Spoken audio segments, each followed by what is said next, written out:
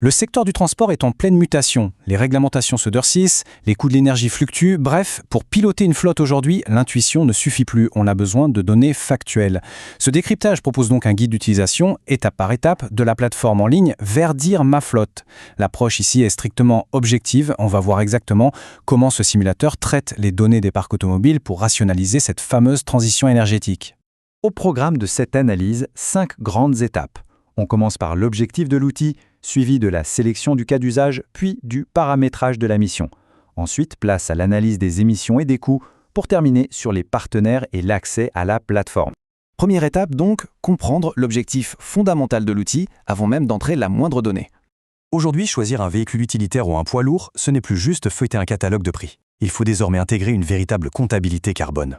Et attention, l'algorithme dont on parle ici ne prétend pas détenir une solution magique et universelle, tout simplement parce que ça n'existe pas. C'est avant tout un outil d'aide à la décision. Le but, comparer factuellement les alternatives énergétiques en se basant strictement sur la réalité du terrain, pour faciliter la réduction de l'empreinte carbone. En fait, toute la logistique moderne repose sur une équation complexe. D'un côté, on a des contraintes environnementales fortes, avec l'instauration des ZTL et des ZFE. Un véhicule non conforme, c'est un risque opérationnel majeur de se voir interdire purement et simplement l'accès aux centres urbains. Et de l'autre, il y a la réalité budgétaire des entreprises, le fameux coût total de possession, le TCO.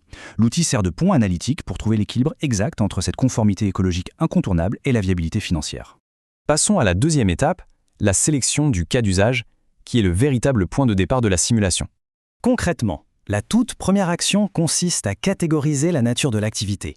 L'algorithme propose 6 grands secteurs: la grande logistique, la logistique urbaine, les travaux publics, le transport de personnes, les véhicules légers et les artisans. Cette étape est absolument cruciale. Pourquoi ? Parce que l'aérodynamisme ou le temps de ralenti moteur d'un engin de chantier n'ont rien à voir avec ceux d'une camionnette de livraison. Se tromper de catégorie ici, ce serait fausser immédiatement toutes les hypothèses de la simulation. Troisième étape, le paramétrage de la mission. C'est là que la modélisation intègre la réalité opérationnelle. À ce stade, on délaisse les moyennes génériques pour créer un véritable jumeau numérique de la mission de transport. Il a 4 paramètres à définir. D'abord, la silhouette du véhicule, par exemple un bus urbain de 12 mètres.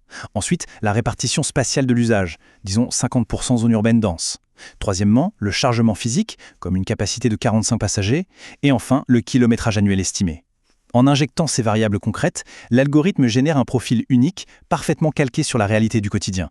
Ce qui nous amène à la 4e étape, l'analyse croisée des émissions et des coûts via la visualisation des données. La restitution visuelle est particulièrement bien pensée. On observe une lecture bidirectionnelle très claire. Vers le bas, des barres vertes quantifient les gaz à effet de serre en grammes d'équivalent CO2.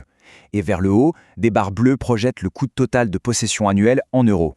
Ça permet de mettre en concurrence simultanées électriques, l'hydrogène ou des motorisations thermiques comme le diesel ou le gaz.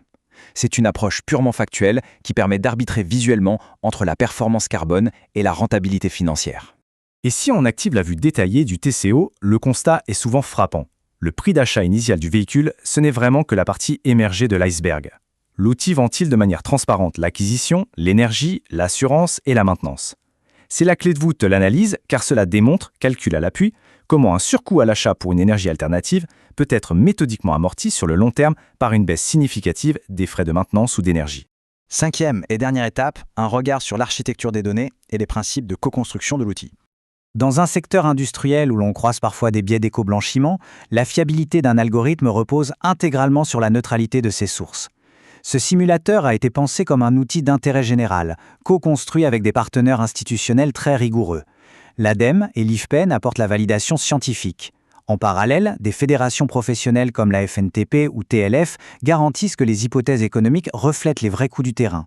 On a donc affaire à une base de référence neutre et objective, validée par la profession. L'ensemble de cette méthodologie est accessible sur le portail verdirmaflotte.fr. Ce qu'il faut retenir de ce décryptage, c'est que le renouvellement d'une flotte professionnelle ne relève plus du pari. C'est devenu une science exacte, pilotée par la donnée. Face à ces indicateurs de haute précision, une réflexion de fond émerge. À mesure que cette modélisation granulaire devient la norme, comment la définition même de la rentabilité intégrera-t-elle le coût réel de son empreinte carbone dans les années à venir ? Les données sont là, il ne reste plus qu'à les utiliser.